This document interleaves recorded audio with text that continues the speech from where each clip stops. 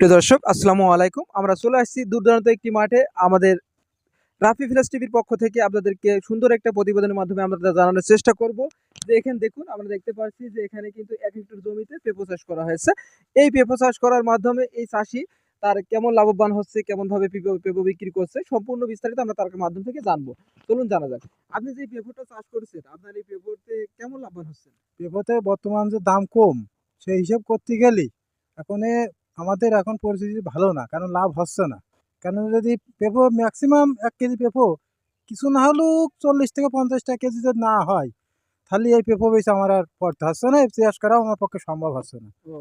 আপনার যদি এই পেঁপোতে যদি সরকার যদি পেঁপোর মূল্য নির্ধারণ করে দেয় এবং পেঁপোর মূল্য যদি বাড়ে, তাহলে কি আপনি ভবিষ্যতে পেঁপো চাষ করতে হ্যাঁ, সরকার যদি আমাদের পক্ষে একটু তাকায় তাহলে সম্ভব হবে হয়তো পেঁপো চাষ করা। আর সরকার যদি আমাদের উপর না তাকায় তাহলে আর আমাদের দ্বারা সম্ভব হবে না।